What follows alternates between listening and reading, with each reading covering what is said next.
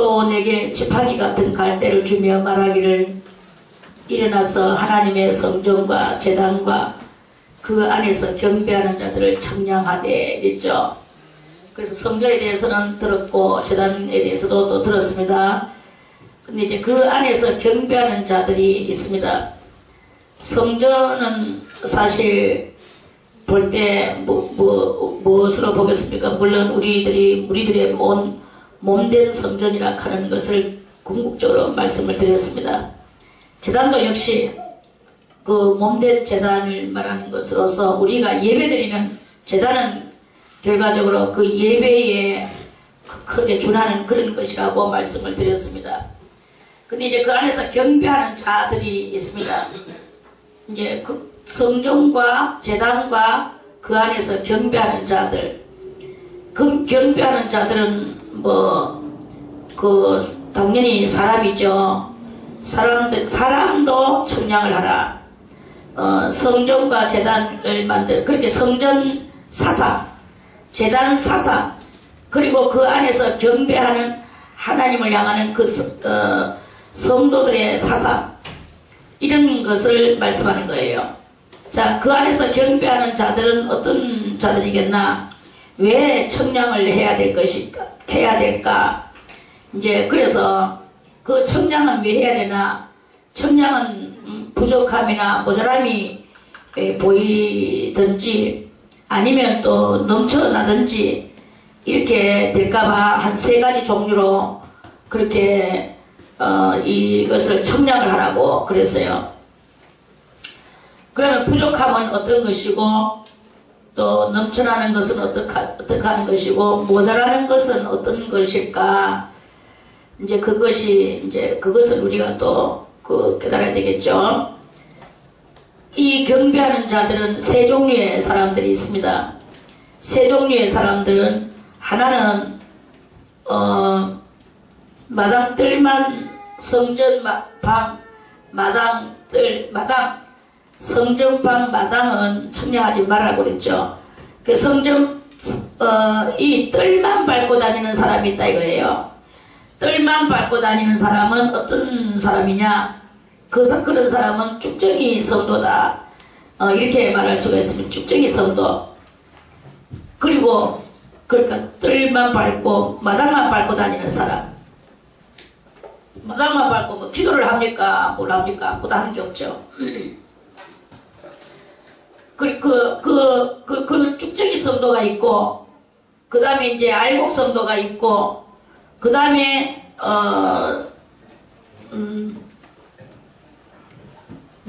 뭐랄까나 가라지 성도 말도 기억이 안 나네. 가라지가 있고 이렇게 3종류의 사람들이 또 있는 거예요. 그래서 이제 여기서 가장 청량하는 데서 이 모든 것을 청량하는 데에서는 알곡 성도를 하나님께서는 찾고 계시는 것이다 하는 말씀입니다. 그래서 우리가 만약에 여러분들이 나는 쭉정이지 않을까, 마당만 밟고 다니지 않을까, 이렇게 생각이 되어지게 된다면 얼른 우리는 모든 것을 다 내려놓고 이 세상에 뭐 천만금을 주고 뭐 이병철 같이 부자면 뭐하고 뭐 정주영 같이 부자면 뭐하고 많은 역대 대통령들 같이 그 대통령 정상 자리에 올라가면 뭐합니까? 그런 것은 우리의 영혼을 살려주는 아무것도 되는 것이 아닌 거예요. 정말로 중요하고 또 중요한 것은 그것은 하나님 앞에서 부족함이 보이지 않고 모자람이 보이지 않는 알곡 성도가 되어서 정말 그 나라의 영원한 것을 차지하고 들어가야 될 이 다음 세대를 준비하는 그런 성도가 되는 것이 인생 중에서 가장 그것이다. 인생 중에서 가장 잘하는 것이다. 그리고 올바른 것이다. 이런 말씀입니다. 아무리 우리가 출세를 하고 뭐 천만금의 그런 것을 가진다 해도 아무짝에도 소용이 없습니다. 그거는 뭐 돈이 많으면 많을수록 우리는 뭐 교만할 수밖에 없겠죠. 교만하고 거만하고 또 남의 어려운 사정을 이해를 해줄 줄 모르는 인정머리 없는 사람으로 될 때가 많이 있습니다. 물론 나는 아무리 많아도 그렇게 하지 않아 이렇게 할 수도 있겠지만, 물론 그럴 수도 있겠지만, 그러나 그 있는 자와 없는 자의 이 마음은요, 어딘가 모르게 약간이라도 꼭 표현나게 되어 있는 거거든요. 그렇기에 항상 우리는 이 마음이 가난한 자가 되어야 주님의 나라를 소유할 수 있다는 것을 성경 마태복음에서 그렇게 말씀을 해주셨다는 말씀입니다. 그래서 부족함이나 모자람이 보이지 않고 정말 이 세상에 태어나는 가장 태어나는 속에서 가장 된 일을 하고 보람된 일을 하는 것은 그거는 바로 이 하나님 앞에서 부족함이나 모자람이 보이지 않는, 그리고 또 넘쳐나지도 않는 이런 그것이 되는 거예요. 너무나도 넘쳐나는 사람도 있어요. 신앙도 속으로는 별로 없으면서 겉으로는 막 신앙 있는 척 해가지고는 자기가 막 사람한테 인정받으려고 아주 대단히 하는 그런 사람도 있습니다. 그 사람한테 인정받으려고 하는 거는 백날 가도 그거는 소용이 없어요. 사람이 뭐 인정을 하면 뭐하고 안 하면 뭐 의하겠습니까? 사람은 아무 그게 없고, 오늘 이 숨쉬던 것이 끝나면 그 모든 것은 다 숲으로 돌아가고 말아버리는 그런 그것이 됩니다. 그래서 이사야 3장 5절 이하에 거기도 말씀하시기를 코로 호흡을 하는 인생을 의지하지 마라. 그 호흡이 끝나면 당일에 하던 모든 일들이 그 자리에서 다 끝나버리는데 그 인생 의지했다가 뭐 하겠느냐, 이렇게 이사야 선지자는 그렇게 말씀을 하셨습니다. 그래서 이렇게 그 안에서 경배하는 자들이 있는데, 가라지 성도요, 죽정이 성도요, 알곡 성도, 이런 성도가 있습니다. 그래서 여기서 이렇게 알곡 성도나 죽정이 성도나 가라지 성도는 부족함이나 넘쳐나는 그런 것이라고 볼 수가 있는 것이죠. 하나님 앞에서 청량을 해가지고 딱 정상으로, 그래 네가 맞다 하는 이 소리를 들어야 되는 거예요. 네가 잘했다. 그것은 바로 사도 바울이 말씀하신 대로 우리 주 예수 그리스도 나타나시는 때에 나의 기쁨이나 소망이나 면류관이나 자랑이 무엇이냐, 데살로니가 후서 2장에 그렇게 말씀을 하셨죠. 나의 기쁨이나 소망이나 자랑이 무엇이냐, 우리 구주 예수 그리스도 강림하실 때에 바로 너희가 아니냐, 이런 말씀을 드려야 돼요. 주님께서 말씀하시기를 나의 하나님 앞에서의 기쁨이나 자랑이나 면류관이나 소망이 무엇이겠느냐, 하나님께서 이 세상을 심판하시는 때에 바로 너가 아니겠느냐, 이 제자 수돈이 아니겠느냐, 유선교회가 아니겠느냐, 여기서 예를 드리던 너희들이 아니겠느냐, 이런 예수님께로부터 그런 말씀을 듣는다면 참 좋겠죠. 그게 바로 청량에서 부족함이나 모자람이 보이지 않는 그런 그것입니다. 그래서 그 안에 경배하는 자들을 청량하되, 자 여기서 청량하지 말라 하는 곳이 있어요. 성전 밖 마당은 청량하지 말고 그냥 두라 이랬어요. 2절에 성전 밖 마당은 청량하지 말고 그냥 두라. 성전 밖 마당에는 뭐가 있습니까? 자, 우리 히브리서 9장에 마당에 뭐가 있는지 한번, 히브리서 요한계시록 얼마 조금 앞에 가면은 히브리서가 나옵니다. 요한계시록 앞에 조금만 더 가서 히브리서 9장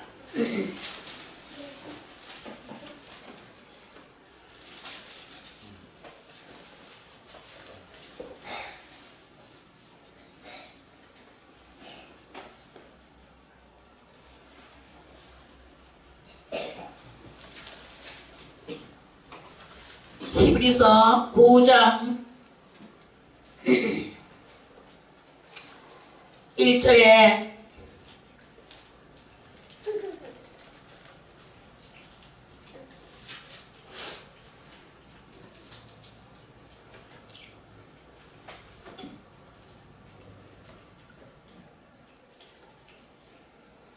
둘째, 첫 언약에도 섬기는 예법과 세상에 속한 성소가 있더라.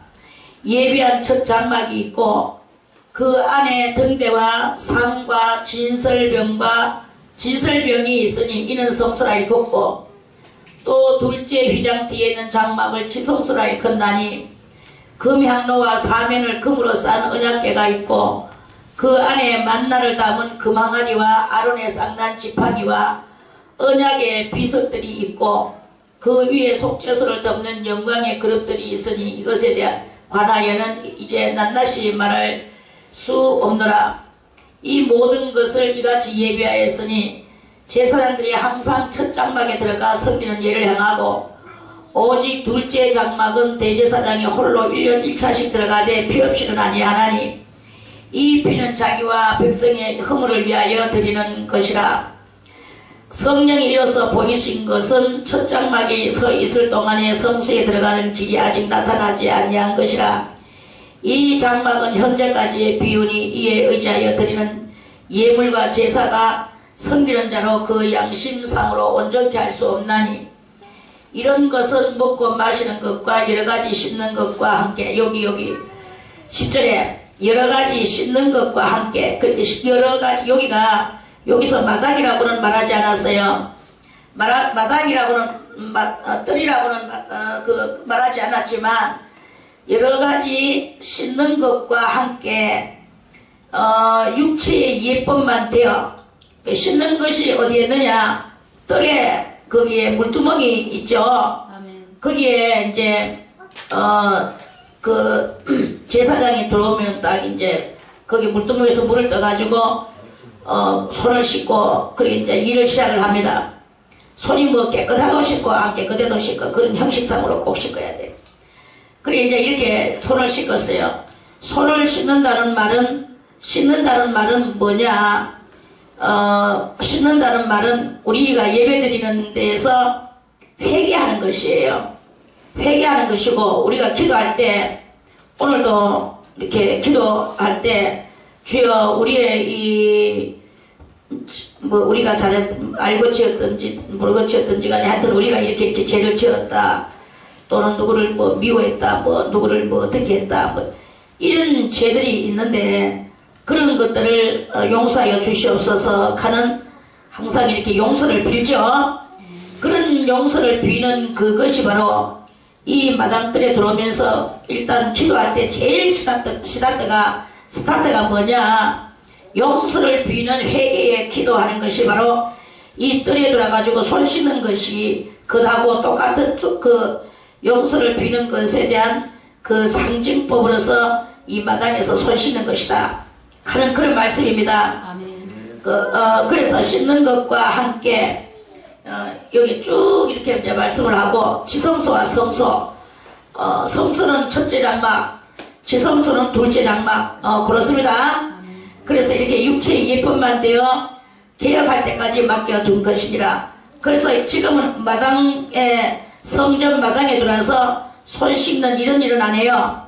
어느 누구라도 손 씻는 일은 안 하지만, 우리가 기도할 때 회개를 하고 용서를 비는 그것을 제일 스타트로, 기도의 스타트로 하는 것이 바로 이 뜰 손 씻는 그런 것하고 같은 맥락으로 쳐주는 것이다 하는 그런 말씀입니다. 아멘. 자, 그래서 육체가 함께 예법만 되어 개혁할 때까지 맡겨둔 것이니라. 이제 이러면서 이제 여기에 아주 이 히브리서 9장이요, 그리고 또 10장도 역시 마찬가지고, 대단히 이제 이 제사법과 그 율법의 중요한 것을 이렇게 해명을 이렇게 해놨습니다. 자, 그래서 성전방 마당은 청량하지 말고 그냥 두라. 그럼 마당은 왜 청량하지 말고 그냥 두느냐? 여기서 우리가 잘 알아야 되는 것은, 자, 우리가 그러면 이게 이제 지금 왜 그러느냐 하면은, 왜 이 성도를 이렇게 지팡이 같은 갈대를 가지고 청량을 하느냐 하면 예수님이 지금 한란 바로 직전에 공중에서 재림하실 것이거든요. 공중 재림. 그래서 이 공중 재림 하시려고 하는 예수님한테 들림받아 공중 재림에는 이 세상에서 살아갈 때, 신앙생활을 하면서 살아갈 때 몸뚱아리가 있으면서 우리가 신앙생활을 할 때 할례를 마음의 할례를 받아야 되는 거예요. 마음의 할례. 이 마음의 할례를 받는 그것이 바로 성소와 지성소 차원이 돼야만이 마음의 할례가 이루어지는 것이다. 그런 말씀입니다. 그런데 뜰만 밟고 다니면은 마음의 할례가 안 되는 거예요. 뜰만 밟고 오늘도 주님이여 용서해 주시옵소서. 내가 오늘도 죄를 안 짓고 내가 오늘도 은혜롭게 살라고 했는데 그런데 오늘도 내가 이 슬기가 올라오고 이 방정이 나와가지고 또 죄를 지었나이다 하고 용서해 주시옵소서 하면서 맨날 이 초보적 신앙을 가지고 죄 짓고 용서 빌고 죄 짓고 용서 빌고 이렇게 하는 이런 그것을 이렇게 하는 사람을 보고 뭐라고 하느냐, 그거는 바로 성전 뜰만 밟고 다니는 사람이다 이 말이에요. 어떤 사람은 이 신앙이 주님 앞에 나오면 계속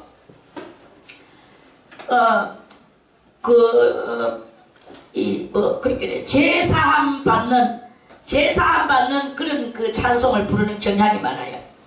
그리고 어떤 사람은 계속 또 마귀들하고 싸우는 그런 싸우는 찬송을 부르는 경향이 많아. 그래, 물론 그거 부르지 말라는 말은 아닙니다. 그러나, 그런 단계가 있어요. 제사함을 받고자 하는데, 주의 보혈은, 제사함을 받고자 하는 찬송을 부르는 사람이 있고, 또 어떤 사람은, 마귀들과 싸울지라, 제야 버스장 제야, 마귀 하면서. 그래서 이 맨날 마귀하고 싸우는 이런 그 단계가 있거든요. 그것이 찬송이 나쁘다는 말은 절대 아니고 그것을 하지 말라는 말도 아닙니다. 그것을 그렇게 할 때는 벌써 이미 그 사람은 그 단계에 아직 있다는 그거예요. 그러니까 그거는 바로 뭐냐, 맨날 이 손 씻는 단계죠. 맨날 뜰만 밟고 다니면서 용서해 주시옵소서. 그런데 그러면 나는 신앙의 단계를 높이 올리기 위해서 그러면 회개하는 기도도 하지 않고 내 주위에 보혈도 안 하고 마귀하고 싸우는 것도 안 하고 막바로 나는 제자의 좀 수준 높은 대로 그렇게 해야 되겠구나. 성령 충만 이러면서 그거 부른다고 해서 그러면 제사함의 단계가 끝났느냐, 절대 아니거든요. 거칠 거는 꼭 거쳐야 되는 거는 맞아요. 거쳐야 될 거는 꼭 거쳐야 되는 거는 맞지만 어느 때까지 거치다 보면 이 신앙의 단계가 쭉 올라간 그런 사람은 그런 찬송을 그렇게 부르는 경향이 이렇게 있다 이 말입니다. 그래서 이 마당 밟고 다니는 그러한 성도는 들림받아 올라갈 수 있느냐? 못 간다. 마당만 밟고 다니고 맨날 회개만 하는 사람은 들림받지는 못한다. 회개를 그렇게 많이 했는데 왜 안 될까요? 라고 물을 수도 있습니다. 그럼 회개하면은 회개를 할 때는 이 신앙은요, 우리 예수 믿는 이 신앙은 초보에 머물러 있는 게 아니다 이거예요. 제가 이렇게 모든 종파를 제가 많이 돌아봤잖아요. 불교 가보지는 않았지만 그 어떤 중이 제가 처녀 때 중이 삿갓을 딱 쓰고 와가지고는 하여튼 뭐라고 하면서 좀 쌀 좀 달라 이 말이 말한 뜻은. 그래서 제가 그랬어요. 우리는 예수를 믿기 때문에 그거를 줄 수가 없습니다. 내가 이렇게 했어. 그러니까 남이야 답을 값이 돌아서는가 말든 돌아서서 나가려고 하다가 샥 돌려가 삿갓을 딱 나한테 들치고 올리면서 아가씨는 칠성님이 도우기 때문에 일평생 묵고 사는데 지장이 없을 것이다. 이렇게 하는 거예요. 그래, 그것처럼 있었어. 그러더니만은 뭐라 하더라. 아가씨, 극하고 왔어요. 띵 하고 나도 가만히 있었지. 근데 그 다음에 또 이 중이 또 왔는 거예요. 또 와가지고 책을 하나 띵 나한테 갖다 주면서 반야상견이라고. 반야상견이 아니고 반야신견이지. 책을 한 개 띵 갖다 주는 게야. 그래 아가씨 예수 믿는 것도 좋고 다 좋은데 요거를 읽어보라 하면서 그러면은 아가씨가 무슨 그거를 해야 될지를 알게 될 것이다 하면서. 그러니까 제가 그때만 해도 되게 착했거든요.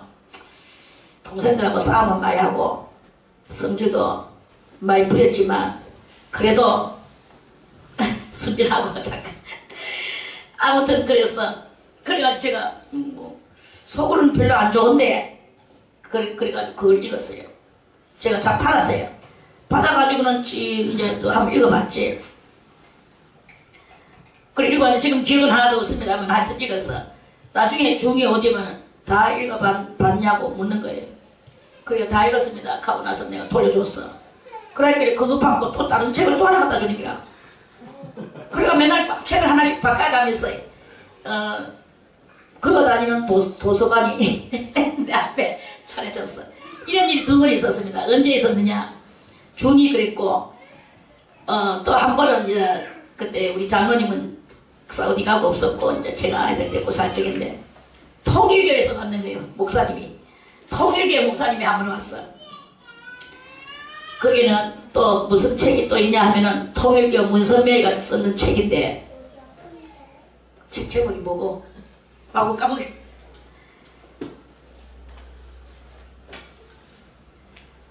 아유 그 문선명이가 쓰는 책이 있습니다. 이렇게 두꺼운 책이에요. 성경만큼 두꺼워요. 그걸 내보고 보라카는 기라. 그래 내가 그래 뭐 이야기 같이 이야기 많이 했죠. 하고 나서 이제 보라카는 기라. 그래 그때 제가 대단히 심심했거든요. 그래가지고 심심한 그 책의 이름이 원리강론. 원리를 강론하는 책이에요. 원리강론. 그 제가 이제 이 원리강론을 보다가 정말 심심한데도 그 책은 재미가 없어서 좀 못 봤어. 그래 와가지고 또 그 목사님이 또 내하고 또 대화하고 어쩌고저쩌고 하면서 그때 내가 성경을 내가 한문 성경을 보고 있었어요. 목사님 보지만 저기 이제 애기 엄마는 그 한문 성경 보니까 내가 이 원리강론 한문으로 된 거 갖다 줘. 그거 보면 참 재밌다 하면서 한 보라카니라. 그러면서 그 책을 가져가고 또 한문으로 된 거 갖다 주더라고. 그래가지고 그걸 또 한번 또 보니까 조금 재미가 좀 있는 것 같아요.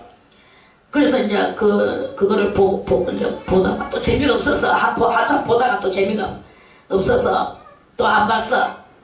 안 보는데 이 목사님이 또 그 다음에는 그 당시에는요 비디오 하는 게 참 나을 때였어. 비디오가.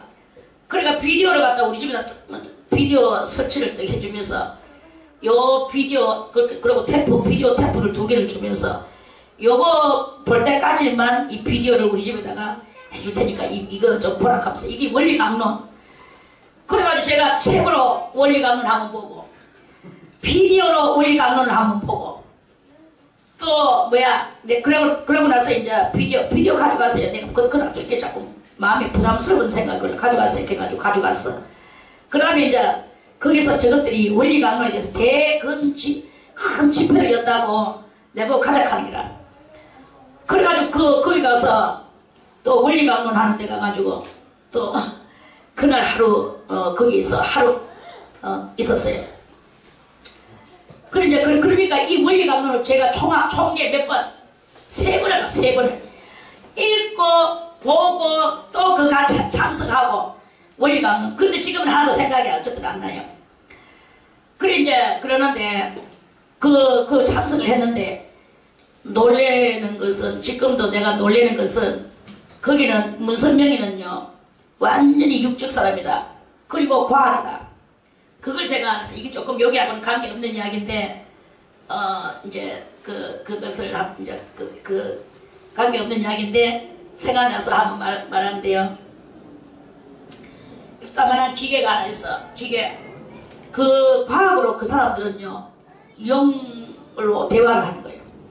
요따만한 기계의 상자, 나무 상자 같은 게 있는데 그 마치 막 이 옛날 전화기 돌려가지고 하는 그런 그거 그런 것을 막 이제 그때 이제 누구가 그러니까 말인즉슨 뭐냐 하면 우리한테 보여주는 거지. 영으로 이렇게 영들과 이렇게 대화를 할 수 있다라는 거. 그래 영들과 대화 뭐 우리도 다 할 수 있는데 하면서 그래 이제 그 가고 이제 이렇게 있는데 그 새내기 하나가 있었어요. 그 새내기는 내보다 더 어린 것 같았어. 그래 그 새내기가 자기 어머니가 아주 자기 어릴 때 그 돌아가셨다 이거야. 근데 이 새내기는 자기 일평생에 그 어머니를 한번 보고 싶은 게 막 속에서 절절히 흐르. 뭐 그렇게 오랫동안 안 보면은 이제는 단념하기도 할 만도 한데 이 새내기는 그냥 눈물을 흘리면서 어머니를 보고 싶어하는 그런 마음을 가지고 있더라고요. 그래서 내가 아이고 내하고 정말 반대네. 나는 우리 엄마한테 그런 아직은 안 하는데 이 새내기는 왜 이렇게 초년악하면서 내가 또 극하고 쳐다보고 있었어. 그렇게 이제 그 새내기의 소원을 들어준다 이거지. 그래 기계를 막 이제 이걸 갖다 손잡이를 돌리니까 거기서 그 라디오에 사이클 잘 안 맞으면 샥 하는 소리가 들리잖아요. 이런 것 같은 이 기계에서 샥 하면서 막 하는 속에서 뭐 여자 큰 소리가 그 상가 속에서 들려 올라오는 거야. 그러면서 그 새내기의 이름을 막 부른 거야. 요약하면서 그렇게 얘가 그 새내기가 엄마 하면서 막 거기서 막 우는 거예요.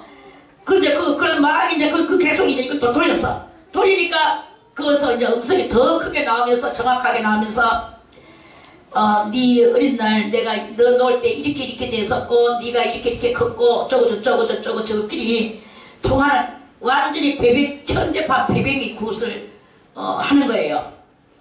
내용은 조금 다르지만 그러면서 그런 것을 하니까 사람들이 막 참 신기해가지고는 거기서 들려오는 그 소리와 그 새내기가 주고받는 울면서 주고받는 그 내용을 제가 거기서 그것을 봤어요. 그걸 보면서 야 대단하다. 기계를 가지고 영을 끌어내서 초를 하다니 하면서 그래 이제 그런 것도 이제 이렇게 봤습니다. 아무튼 그렇고 그래 이제 그건 그렇고 여기에 이 성전 방 마당은 청량하지 말고 그냥 두라. 그러니까 들림받아 올라가는 성도만 청량하고 들림받아 올라가지 않는 성도는 청량하지 마라 이 말입니다. 그러니까 청량을 우리는 해야 되는 거예요. 그러면 하나님 앞에서 청량을 하는 거예요. 청량을 하는데 거기서 부족함이 보이거나 모자람이 보이면 들림받아 올라가지 못한다. 이런 말씀입니다. 그래서 이제 이 마당은 무슨 마당이냐? 회개를 한다고 하지만 회개하고 또 죄짓고 회개하고 또 죄짓고 이거를 주기적 현상으로 그렇게 하는 이런 상황이 있거든요. 그래 이런 것은 저희가 거룩한 성을 42달 동안 짓밟으리라. 저희는 누구냐면 이방인이거든요. 요 이방인에게 주었은즉 그리고 여기서 이 사도 요한은 이방인은 누구냐면 로마인들을 보고 하는 말이에요. 그런데 굳이 로마인 보고 하는 말씀은 아니고 이게 이제 마지막 때에 되어질 그 중요한 일이라는 것을 요한도 알기는 하지만 그러나 그 당시에 이제 그 1차적으로 마치 전야제같이 지나가는 게 이스라엘 나라의 형편이었어요.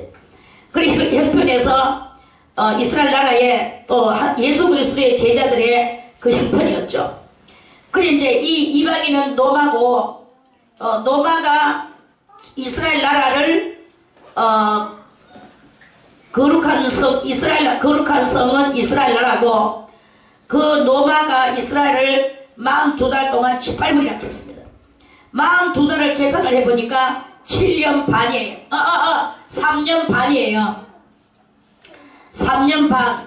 그러니까 이것은 전 3년 7년을 반 짜글러서 먼저 오는 3년 반을 전 3년 반이라고 합니다.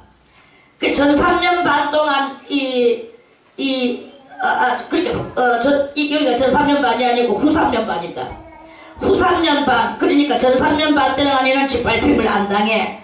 근데 후 3년 반 동안 때에 대단히 짓밟힘을 당하는 그런 일이 일어날 것이다 하는 그런 말씀이에요.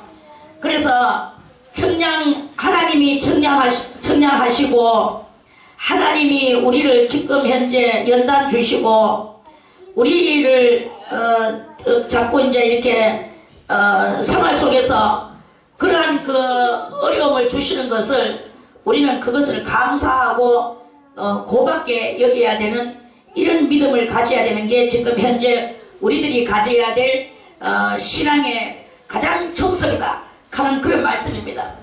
신앙의 가장 정석은 어려움과 역경과 한란과 이런 것을 당해야 되는 거예요.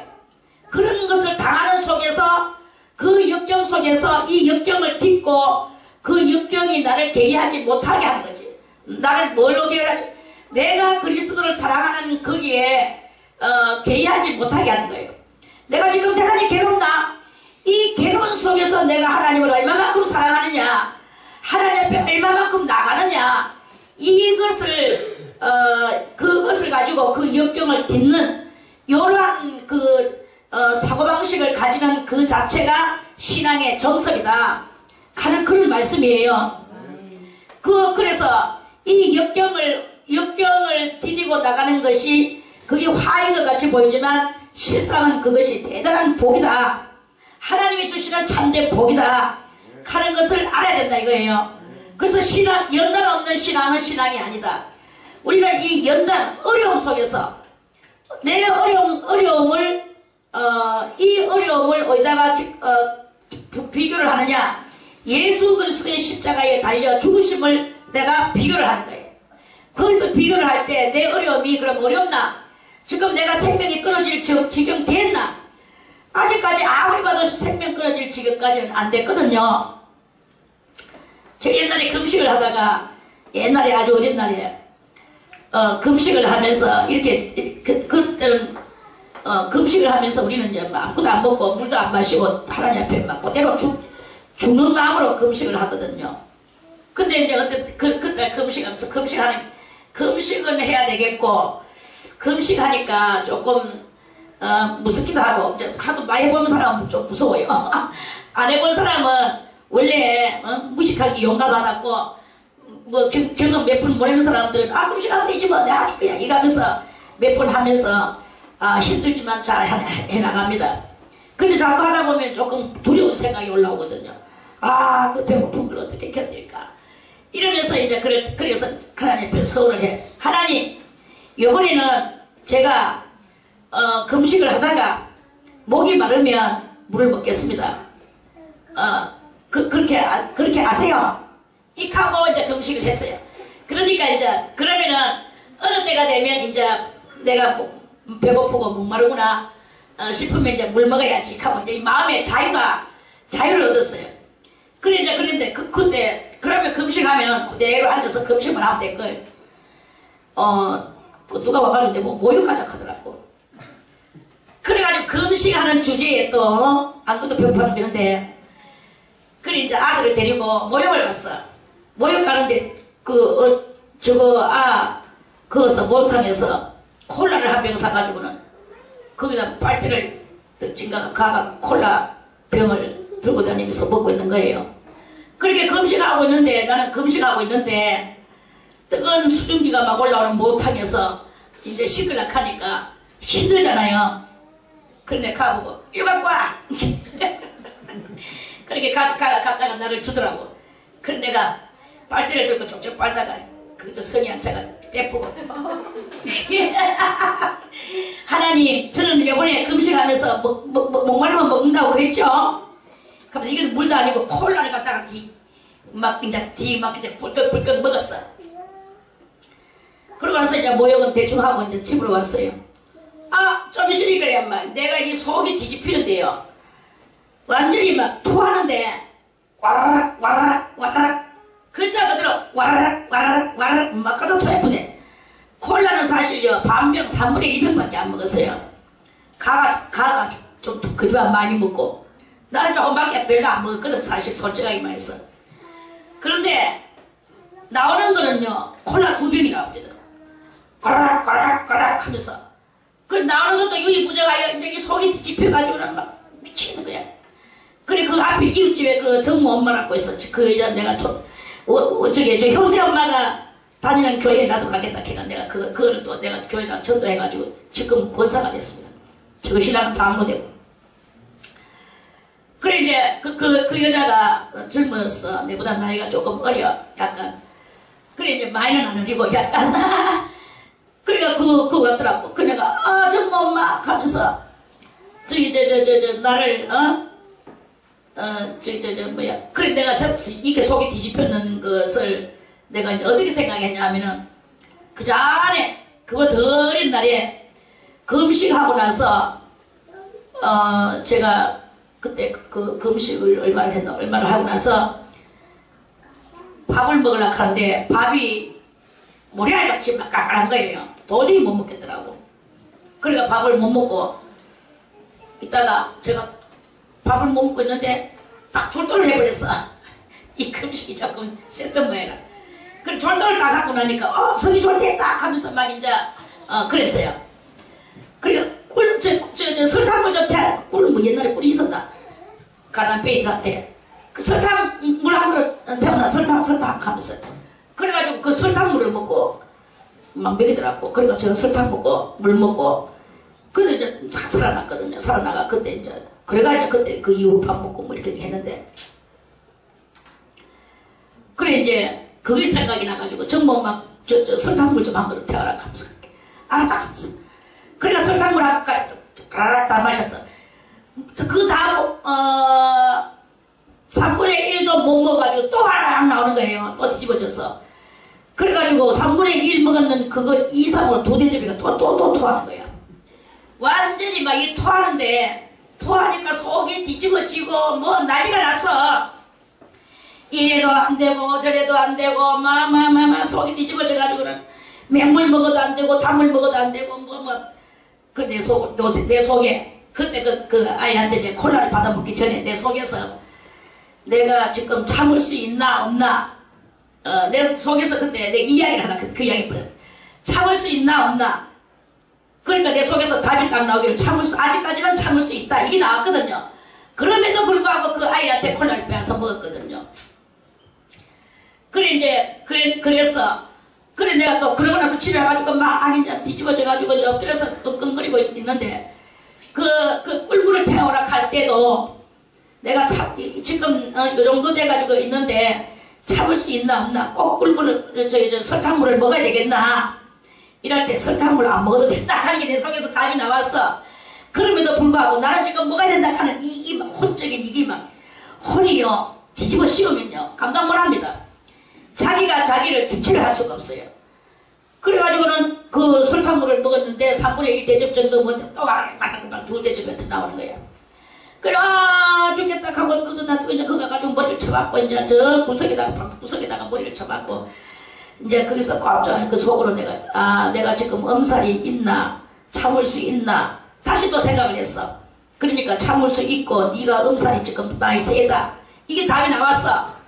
그런데도 나는 이 엄살이라는 네가 엄살이 세다 하는 게 내만 알아. 아무도 몰라요. 그런데 나는 그리고 왜 됐어요? 어느 정도 됐어? 지금 어느 정도 좀 가라앉았나? 왜 됐노? 하면서 몰라 안 가라앉았어 말하시기지 막 하고 엄살을 떠버리는 거예요. 그렇게 우야겠노 하면서 또 이거 쌀물 좀 끓여올까 뭐 어쩌고저쩌고 쌀물? 그것도 물은 물이지 가면서 내가 물 먹겠다고 서운을 했으니까 그래 이제 먹어도 되겠지. 그런데 가고서 제가 이제 그때서야 그 쌀물이라는 말을 듣고 그 엄살을 물리치고 다시 한번 곰곰이 생각했어. 내가 지금 참을 수 있나? 도저히 참을 수 없나? 내가 내를 들여다보면서 측정을 해요. 청량을 해. 한마디로 청량을 해. 청량을 하는데 나는 아직까지 죽을 일도 없고 지금 나는 어떤 것이 없고 조금 괴롭긴 하지만 괴로운 것은 네가 쓸데없는 서울을 하고 물 먹겠다고 걔가 먹었는 그거 너의 잘못이고 이가 이게 막 글이 나오는 거예요. 그래가 머리국 저 쌀물 끓여오지 마. 그래서 그렇게 하는 그 철다군이 없는 때에 그런 일도 여러 개 있었습니다. 그러니까 우리가 이 신앙생활을 하면서 내가 어느 순간까지 지금 내가 참을 수 있나 없나 이거를 내가 항상 그거를 잊어버리지 않습니다. 이제 여기서 지금 그때 여기 밑에 이 앞에 부파 있는데 여기에 그 전에 우리가 배추 몇 포기 배추 그때 1000포기인가 뭔가 이렇게 심었잖아요. 이거 땅 다진다고 땅을 막 이제 그래가지고 남자 여자 저부터가 저 땅 막 파고 안 그랬습니까? 그럴 때 그때 김태호 전도사가 땅을 팠어요. 그래 김태호 전도사가 땅을 파는데 내가 김태호 전도사를 깔봤어. 야가 뭘 하겠나? 야가 뭘 하겠나? 그랬어. 그런데 야가 정말로 뭘 하는 거예요. 땀을 있는 대로 흘리면서 막 배는 등가죽에 붙었는 게 막 갖다 파제끼더라고. 그 내가 살만하나? 그랬더니 아직은 살만합니다. 그래 그래 내가 그만하지. 그러니까 조금만 더 하겠습니다. 그래서 땅 팔 때 김태우 전도사는 제가 마주 강훈련을 시켰어요. 네가 여기서 생명이 끊어지느냐 안 끊어지느냐 그거를 네 스스로 네가 그걸 해라. 네 속을 그 속에서 그걸 해라. 내가 이랬어요. 그래가지고 아직 할만하나? 그랬더니 숨이 아직 자기도 또 생각을 해보니까 숨이 아직 더 쉴만한 모양이라. 그래서 아직은 할만합니다 하더라고. 그래 내가 또 시끌이자 돌다가 또 와가지고 할만하나? 여러 번 내가 할만하나? 아직은 할만합니다. 그래가지고 결국은 그 땅을 다 팠어요. 다 파고 저 밭을 일갔어. 그래가지고 거기다가 배추 500포기를 심었습니다. 김태호 그때 지가 금식도 좀 많이 하고 뭐 절식도 하고. 절식이 뭔지 아세요? 금식은 아예 물도 안 먹는 게 금식이고 절식은 하루에 서운하기를 하루에 한 대만 먹겠습니다. 아침 점심은 절식하고 저녁 한 대만 먹겠습니다. 저녁 한 대만 먹으면 절식이에요. 아침을 안 먹고 점심만 점심 저녁만 먹겠습니다. 걔도 그것도 절식이야. 절식. 그렇게 각각 점식을 많이 하고 그렇게 하면서도 땅파란 일만 했습니까? 자기도 이제 한번 신앙생활 하면서 이 하나님 앞에 몸 바쳐서 한번 해보겠다고 생명 걸고 해보겠다고 그렇게 내가 살만하나? 할만하나? 아직은 할만합니다. 아직은 살만합니다. 이렇게 하면서 끝을 냈어요. 그러니까 사람이 하고자 하면 하는 거예요. 다 지 몸뚱아리를 보배같이 여기고 그렇게 하니까 영혼이 자라나지를 못하고 성장하지 못하고 부족함이 보이고 모자람이 보이는 것이다. 그러니까 결국에는 무엇이냐? 우리의 이 정신력이고 신앙력이다. 이런 말씀입니다. 생명으로 보세요. 뭘 못하겠습니까? 다 엄살 부리고 깨부리고 자기가 한계에 부닥치는 것과 직했지만 세상은 한계에 부딪히는 사람은 없습니다. 이거요 아오지 탄강에 다 갖다 던지나 보세요. 다 합니다. 아오지 탄강 삼천 조입대에 갖다 놔보세요. 다 모든 것을 다 해나갑니다. 저 진시황에 마리장성 갖다 짓는데 그거 갖다 던져놓고 채찍아래 가보세요. 내려오는 채찍 때문에 마리장성 쌌습니다. 마리장성 누가 쌌습니까? 다 그런 감옥소에서 못 먹고 헐벗었는 죄수들이 쌌어요. 죄수들이 무슨 보약을 먹고 지수성찬을 먹겠습니까? 그 무기수 죄수들 그들은 전부 다 채찍아래에서 그 죄수들을 이용해가지고 진시황이 황제가 마리장성을 쌓는 거 아니겠습니까? 그런데 여기서 맨날 못한다 안 한다 이거는요 지금 여러분들은 왜 내가 이런 말을 합니까? 여러분들이 정말 마음속에서 이 하나님 앞에 이 성령 청량을 받을 때 청량 속에서 부족함이나 모자람이 보이면 이 예배가 모든 것이 흔든단 말이야. 그러니까 여러분들이 정말 정직하고 정말 여러분들이 목숨 걸어서 신앙생활을 해야만이 이 청량을 받는 거예요. 청량을 못 받으면 왜 됩니까? 청량 못 받으면은 42달 동안 이방인한테 짓밟힘을 당하는 것밖에 안 돼요. 42달 동안 3년 반 동안에 짓밟힘을 받아서 얼마 이제 이 42달 동안 짓밟힘을 당하는 이게 뭐냐 하면은 바야흐로 지금 현재는 무슨 시대입니까? 지금은 교회 시대예요. 지금은 교회 시대, 다 같이 지금은 교회 시대예요. 그런데 이 성전이 42달 동안 짓밟힘을 당하는 요때부터 해가지고 성전 시대는 막을 내립니다. 성전 시대는 끝이 나고 교회 시대는 끝이 나고 교회는 문을 닫습니다. 문을 닫고 예배 드리는 것은 없어져요. 없어지고 이제 시대가 교회 시대가 끝나면 그대로 무슨 시대가 이루어지느냐면은 환란의 시대가 닥치는 거예요. 환란의 시대. 그래서 이 환란 시대에서 속에서 666을 맞고 살아야 되느냐? 666을 안 맞고 모든 경제를 갖다가 물리치고 나는 자급자족하면서 지상 재림하실 예수님을 기다리느냐? 이러한 갈래길에 있는 그런 상태인 거예요. 그래서 성전들은 마당은 청량하지 말고 그냥 두락했는데 이것을 바로 42달 동안 그 교회 시대가 끝나고 난 뒤에 그 이방인한테 짓밟힘을 당한다 하는 말이 바로 이제 교회 시대가 끝나면 국가적 차원으로 이제 핍박이 교회에 들어오게 되는 그것을 이야기하는 것입니다. 할렐루야. 아멘. 그래서 우리는 청량함을 받아야 돼요. 청량함을 받아야 된다는 말은 당신 할례 받았어.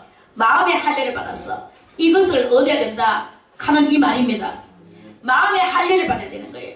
마음의 할례를 받기 위하여 내 속에서 끓어오르는 모든 것들을 다 버리고 피우고 이런 것들하고 싸워서 전쟁하고 그러면서 우리는 이 수도원에서 자기 자신을 갖다 죽기까지 연단을 시켜야 되는 거예요. 살아있나? 아직까지 살만하나?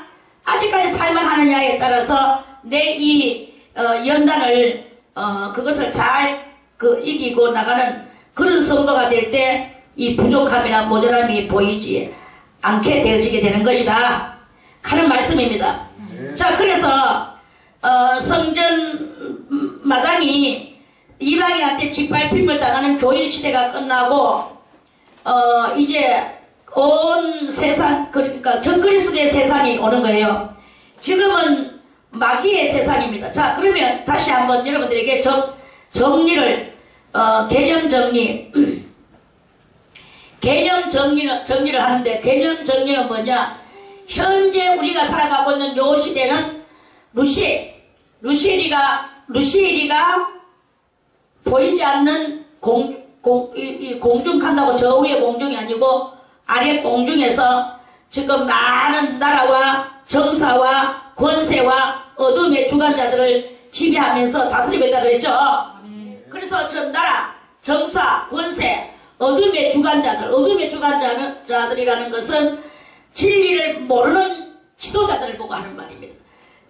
그래서 이런 사장단급들, 회장단급들, 이런 급들이 전부 다 불을 가지고 이 세상을 지배하고 있거든요. 그 중에 가장 1번이나 2번이 록펠러라고 보면 됩니다. 이런 모든 사람들이 다 누구의 지배를 받고 있느냐 하면은 루시엘의 지배를 받고 다 움직이고 있어요. 움직이고 왕들도 다, 대통령도 수상들도 다 이 루시엘의 지배를 받고 지금 있습니다. 그런데 교회 시대가 끝나고 적그리스도가 나타나면서 666이라는 그 체제가 이 현실 속에 들어오게 돼요. 그런 체제가 현실 속에 들어올 때 그때에 나와서 온 세상을 지배하고 다스리는 인물이 있는데 그게 바로 적그리스도라는 것입니다.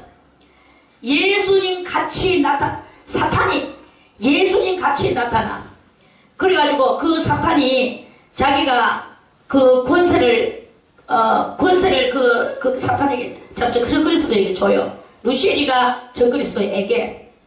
그래서 이때는 적그리스도가 나타나가지고 이 세상을 지배하고 다스리며 다스리는 그러한 시대의 때의 이야기다 하는 말씀입니다. 그때에 이제 그런 세상이 그런 식으로 바뀌어가고 있는 때에 지금도 마귀가 다스리고 있지만 마귀는 더욱더 적그리스도를 이 땅 위에 보내가 마치 적그리스도가 예수같이 나타나요. 예수같이 나타나가지고 행동을 합니다. 그런데 그러니까 세상이요 아주 황막하고 영적으로 깜깜하고 완전 저주의 세상이 됐어. 저주의 세상 속에서 한 역사가 일어나는데 무슨 역사가 일어나느냐. 3절에 내가 나의 두 증인에게 권세를 주리니 이랬어요. 여기서 내가는 누구예요? 내가는 예수 그리스도십니다. 자, 예수님께서 나의 두 증인에게 이랬어요. 두 증인은 누굽니까? 그리스도 증인이야. 그리스도 증인. 그리스도를 증거한다 이 말입니다. 뭘로 증거하느냐? 그리스도하고 똑같은 그 삶을 연출하는 거예요. 그리스도하고 똑같은 삶을 연출하는데 그리스도가 얼마나 권세가 셌습니까? 그리스도가 12경 더 되는 천사를 내가 부를 줄 몰라서 안 부르느냐? 이렇게도 말씀을 하셨죠. 그래서 그 그리스도의 그 권세와 같은 권세를 이 두 증인이 받습니다. 그 두 증인인데, 그러니까 사람들이 저한테 그 질문을 많이 해요. 많이 하기를 뭐라고 하느냐 하면은, 이 두 증인이 두 사람입니까? 아니면은 어떤 다른 것입니까? 그렇게, 말을 합니다. 묻습니다. 그래서 저는 이제 이렇게 대답을 해주죠. 이 두 증인은 곧 어떤 개인 사람이 아니다. 개인 사람이 아니고 어떤 그러니까 교회 시대가 끝이 났지만 끝은 났지만 예수 그리스도의 그 모든 것을 다 그대로 재현하는 그러한 한 조직체가 그때 있을 것이다. 이렇게 말을 해줬어요. 그래서 예수 그리스도를 재현하는 그런 조직체가 있다. 그것이 바로 두 증인이다. 그래서 이 왜 조직체라고 이렇게 제가 말할 수밖에 없냐 하면요. 자, 우리 스가랴를 한번 찾아보겠습니다. 스가랴에 요런 또 말씀이 있습니다. 자, 스가랴는 구약 성경 마태복음 바로 앞에, 마태복음이 아니고 말라기 바로 앞에,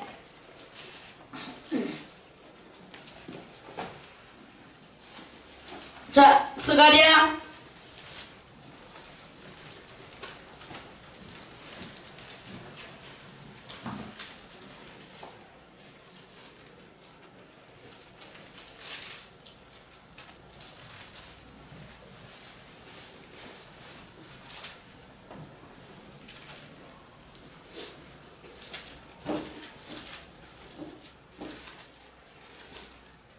'스가랴도 그 집안 요한계시록하고 비슷한 말씀을 이렇게 썼는데요. 스가랴 말씀 어디 갔어?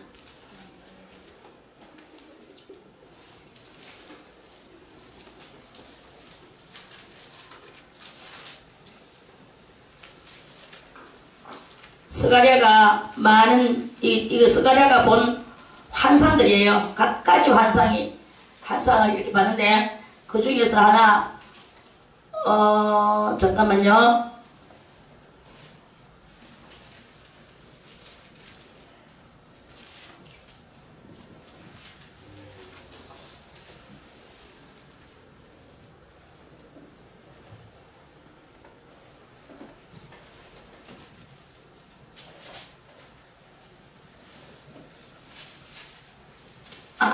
스가랴 4장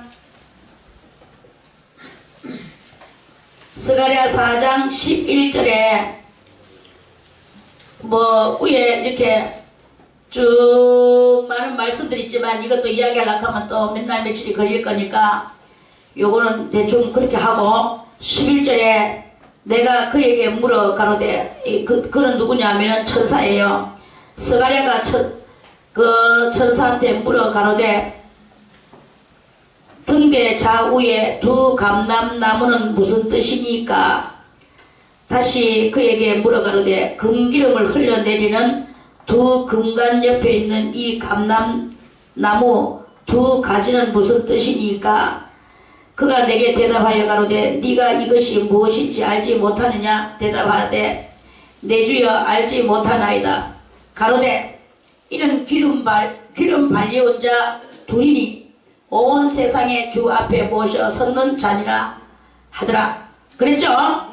자, 요 11절에서부터 14절까지 이 말씀이 조금 전에 그 말씀하고 똑같은 거예요. 이 똑같은 건데 아까 그거는 사도 요한이에게 하나님께서 보여주신 것이고요. 오늘 요 11절에서 14절까지는 스가랴 선지자에게 하나님께서 보여주신 거예요. 보여주신 것인데 다 뭐냐? 마지막 말세 때에 이런 엄청난 큰 일이 있을 것이라는 것이죠. 자, 내가 그에게 물어가로되 등대 좌우에 두 감람나무는 무슨 뜻이니까? 두 감람나무라는 뜻은 기름 발리온 자 둘이다 하는 뜻이잖아요. 기름 발리었다는 말은 무엇입니까? 사명받았다 하는 뜻이에요. 사명자에게 기름을 부어주거든요. 그 기름은 지금 우리한테로는 말하면 성령의 기름 부음을 말하는 것입니다. 우리는 그렇게 이제 받았죠. 마지막 때에. 그리고 다시 그에게 물어가로되 금기름을 흘려내리는 무슨 기름? 금기름이에요. 금기름도 있습니다. 금기름을 흘려내는 두 금관 옆에 있는 이 감람나무 두 가지는 무슨 뜻이니까?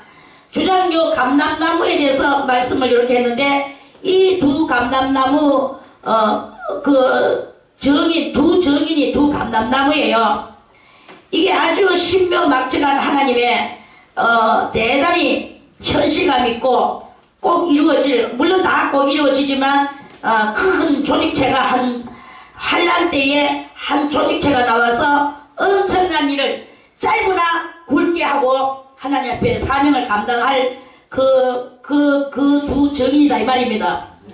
그래서 왜 그것이 조직이냐 하는 것을 제가 말씀을 드리는 것은 자 가로되 금기름을 흘려내는 두 금관 그렇게 금관이라는 말은 기름을 흘려내는 두 금관이 뭐예요? 이거 둥그리하고 이거 하수도 같이 생겼는 거 쪽으로 말하면 그렇게 그 관 말이야.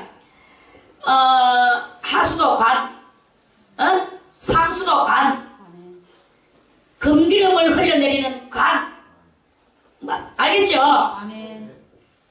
지금 우리가 쓰는 건 PVC. 가장 가격이 싼 거 PVC. 여기에는 이 관은 무엇으로 만들었습니까? 금으로 만들었어요. 이 관은요. 금으로 만들고 금으로 만들어놓은 관 속에 뭐가 흘러내려갑니까? 금기름이 흘러내려가. 기름도 그냥 기름이 아니고 금기름이에요. 금관 속에 금기름이 흘러내려가. 엄청난 이야기죠? 아멘. 엄청난 이야기. 이거는 세상에 없는 이야기예요. 오직 상징과 비유 속에만 있어져야 될 그 이야기다 이 말이에요. 아멘. 그래서 이 관이 무엇이냐? 그 두 정인이 곧 관이다. 그 두 정인이 곧 관이고 두 정인이 곧 그래서 관은 그러면은 관 속에서 흘러내리는 기름과 이 관이 복수로 들어갑니까? 단수로 들어가겠습니까? 느껴지는 여러분들의 느낌이 복수입니까? 단수입니까? 복수죠? 복수라는 말이 바로 하나의 공동체를 이야기하는 거예요. 공동체. 그러면은 이 금기름을 흘려내는 두 금관이라는 것이 공동체겠죠? 이렇기 때문에 그 금관 옆에 있는 이 감람나무 두 가지는 무슨 뜻이니까? 그래서 두 금관 옆에 감람나무 두 가지가 뻗어나갔어. 금이 무엇을 뻗어내는 무슨 뭐 합니까? 금은 무엇을 상징합니까? 금은 변치 않는 믿음을 상징합니다. 금은 변치 않는 믿음을 상징하고, 금은 또 변치 않는 믿음이 되기 위하여는 연단받은 믿음을 상징해. 연단받은 믿음. 자, 금식을 하든지 땅을 파든지, 내가 지금 힘이 들어 죽겠다, 온몸에 땀으로 뒤범벅이 됐다, 그러면 곡괭이를 집어 던질 것이냐? 내가 지금 숨이 끊어지고 가슴 다 토하고 창자까지 토하려고 한다.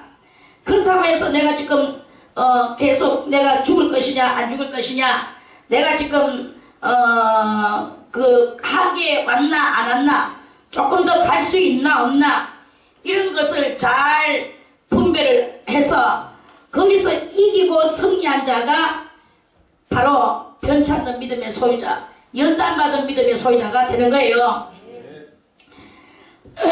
그러한 것들의 공동체, 그런 믿음을 가진 사람들의 공동체, 이러한 사람이 두 증인의 역할을 감당할 수 있습니다.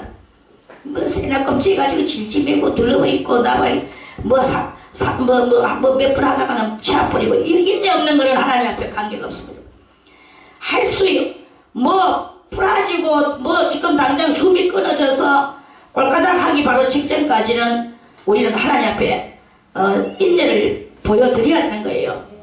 그게 바로 금기름의 소유자, 금기름과 같은 성도가 되는 거예요. 이 기름이라는 말은, 기름은 절대로 단수가 될 수가 없습니다. 물 단수 될 수 있습니까? 물도 단수가 될 수 없어요. 이런 것들은 다 복수라고 하는 것입니다. 이 봉투 하나는 단수가 될 수 있겠죠. 이거 하나 들면은 단수가 될 수 있겠죠. 컵 하나는 단수가 될 수 있습니다. 그러나 이 컵 속에 들어있는 물은 단수가 될 수 없죠. 요런 그런 이유가 있습니다. 그런 이유, 그런 이치예요. 살이죠. 그래서 이것은 바로 변치 않는 믿음의 소유자들의 공동체다, 이런 말씀이에요. 그래서 그 감람나무 두 가지는 거기에서 뻗어나온 거기에서 뻗어나온 하나의 역사겠죠. 그 역사, 그게 바로 두 감람나무. 그가 내게 대답하여 가되 네가 이것이 무엇인지 알지 못하느냐? 대답하여 하되 내 주여 알지 못하나이다. 그래서 대답이 나오는데 가로되 이는 기름 발리운 자 둘이다. 기름 발리운 자 둘이다. 그래서 연단을 아바상 받고 변치 않는 신앙의 소유자에게 주님께서는 이렇게 금기름을 부어주시는 거예요. 금기름을 부어주시면서 네가 이 마지막, 그러니까 마귀가 다스리는 세상의 마지막을 네가 장식하여라. 예수 그리스도가 와서 장식을 하셨듯이 예수 그리스도의 그 모든 것을 네가 다시 재현으로 장식하여라, 이런 말씀이에요. 그래서 모세가 섰는 자니라 그랬죠. 다시 이 11장으로 와서, 그래서 이 두 증인은 이제 하나님 앞에 권세를 받았습니다. 권세가 무엇이냐? 금기름의 권세예요. 금기름의 권세를 받아서 저희가 금기름의 권세를 받았으면 우리 인간적으로 생각할 때, 우리 인간들은 공부를 열심히 해가 고시를 공부를 해가 시험에 합격하면 그때부터 좋은 옷을 입고 좋은 실크의 삶을 살겠죠. 실크적 삶을 살겠죠. 말해서 번질거리는 삶을 살겠죠. 그런데 이 두 증인은요, 하나님 앞에 그 큰 금기름의 권세를 받아놓고 옷은 무슨 옷을 입었노? 굵은 베옷을 입어. 굵은 베옷은 뭡니까? 초상 났을 때 입는 옷 아닙니까? 초상 났을 때 입는 옷을 입고 1260일을 예언을 합니다. 1260일이 얼마냐? 이것도 역시 3년 반이야. 여기 2절에 나오는 거룩한 성을 42달 동안 짓밟힘을 받는다 했는데 요거는 후 3년 반 때 짓밟힘을 받는 것을 미리 예언한 것이고 요거 순서를 알아야 돼요. 2절에 나오는 거룩한 성을 42달 동안 짓밟힘을 받는 이 짓밟힘은 후 3년 반 때 짓밟힘을 받는 것이고 3절에 나오는 이 두 증인의 활약은 전 3년 반 때에 활약하는 거예요. 전 3년 반 때에 활약하는 것이고 굵은 베옷을 입었다라는 것은 망할 이 세상에 그러니까 이 세상이 망하는 것에 대해서 슬피 울며 곡하는 심정으로 사명을 감당하는 것이다. 그 말씀입니다. 그래서 얼마 동안 하느냐? 전 3년 반 동안 한다. 이런 말씀이에요. 그래서 이 두 증인은 큰 권세를 받고 슬픔의 옷을 입고 이 세상 모든 영혼들이 죽어나가는 것을 대단히 슬퍼하면서 1260일 동안 예언을 합니다. 너가 그렇게 살면 죽어. 너는 이렇게 되는 거야. 저렇게 되는 거야. 많은 예언을 해서 지금도요. 얼마나 예언하면요. 듣고 싶어하는 사람은 없습니다. 지금도 그렇죠. 그런데 이 666시대가 오면은 하나님의 성령의 말씀, 예언적 말씀은 더 듣기 싫어해요. 더 듣기 싫어하면서 그러니까 이제 그러한 거기에서 핍박을 받겠죠. 저건 뭐냐? 이단이라고 말하던 그 이단이냐? 아니면 또 말하는 행동이 그 옛날 스토리가 예수 하는 스토리 같이 하는데 저거는 예수도 아니고 뭐냐? 이러면서 사람들이 아주 싫어하고 그럽니다. 그런데 이 4절에서 이는 이 땅에 주 앞에 섰는 두 감람나무와 두 촛대니 그랬어요. 두 감람나무와 감람나무는 무엇을 상징하느냐? 감람나무는 성령의 기름을 상징합니다. 성령의 기름을 상징하고 촛대는 글자 그대로 촛대 7 성령을 상징하는 거예요. 그러면 이 두 촛대에 이 7 촛대는 이 두 촛대는 무엇이냐? 이 촛대는 늦은 비의 성령의 역사를 말하는 것인 거예요. 그래서 이 사람들이 늦은 비의 성령을 받고 대단한 능력과 권능을 가지고 이제 성령의 아까 우리 금관에 금기름이 흘러내리는 그러한 그가 같은 그런 일을 하는 거예요. 그런 일을 하는 거예요. 그래서 두 촛대니 만일 누구든지 저희를 해하고자 한즉 그래서 사람들이 막 이제 옛날에 예레미야도 감옥수에도 많이 들어가고 이사야도 톱으로 켜서 죽임을 당하고 수많은 사람들이 순교를 하듯이 이 두 증인을 죽이려고 대단히 애를 써요. 저희를 해하고자 한즉 그러면 죽이려고 하면은 이 두 증인이 저희 입에서 입은 진리의 말씀이라고 보면 되겠죠. 그 진리의 말씀에 불이 확 나오는 거야. 불이 확 나오니까 입에서 이건 로봇도 아니고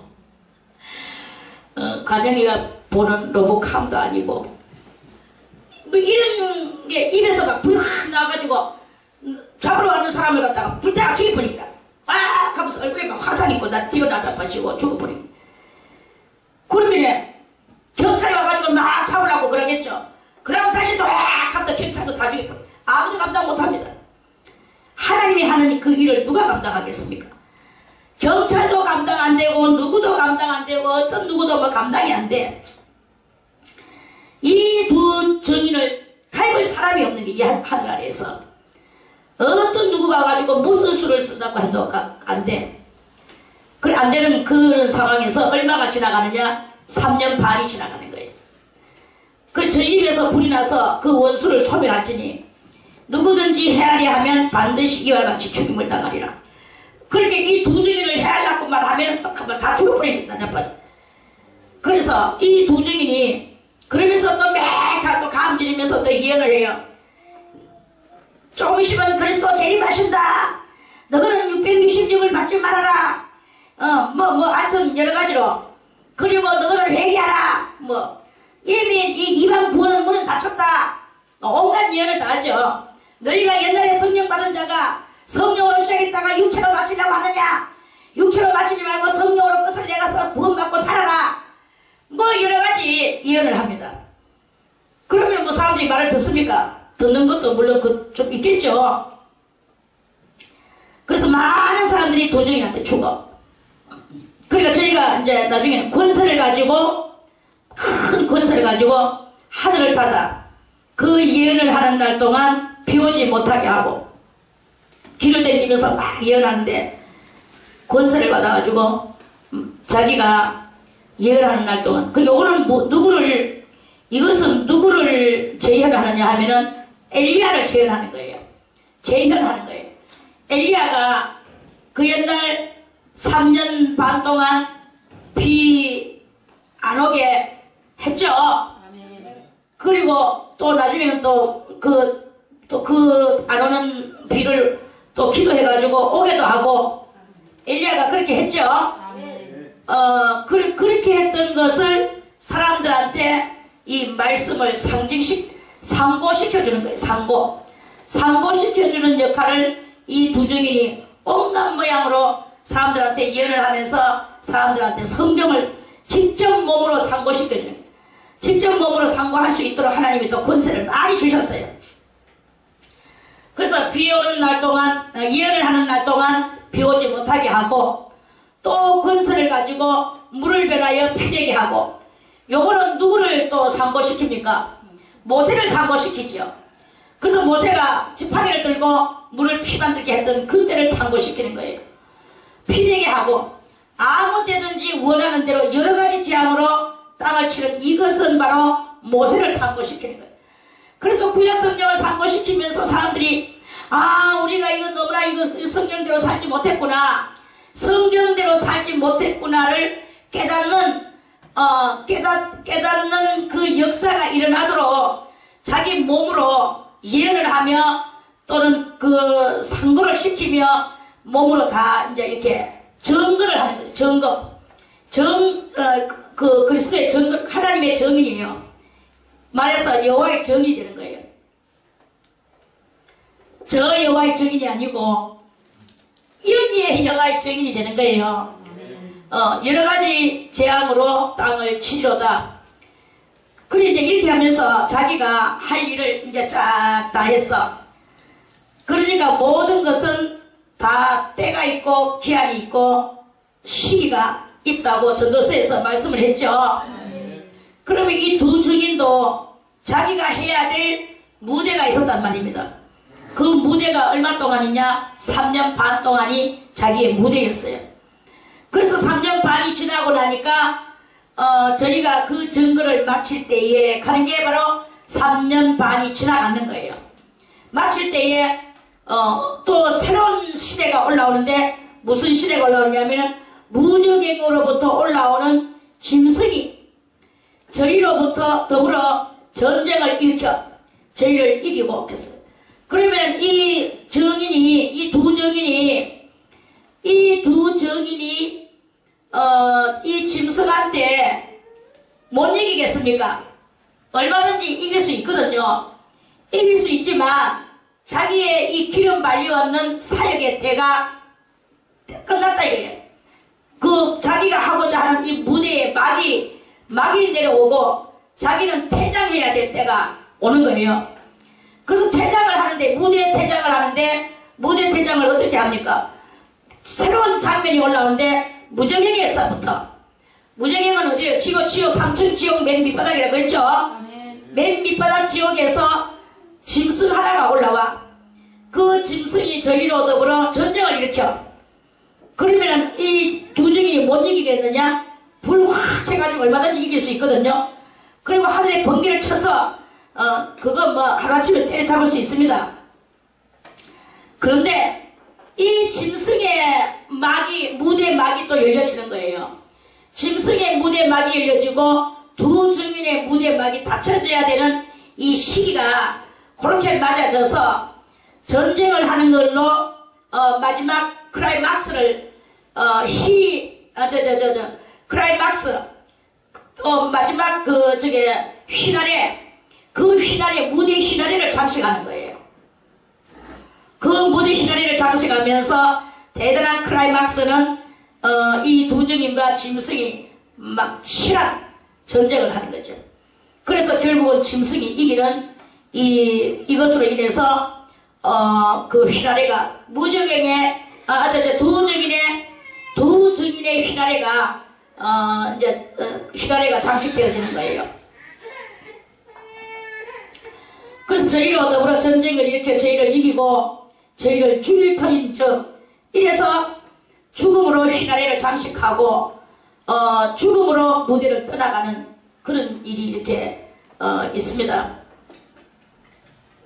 자, 오늘은 시간상 여기까지만 하고 내일 다시 8절부터 말씀을 또 드리겠습니다. 아까 11장 기죠?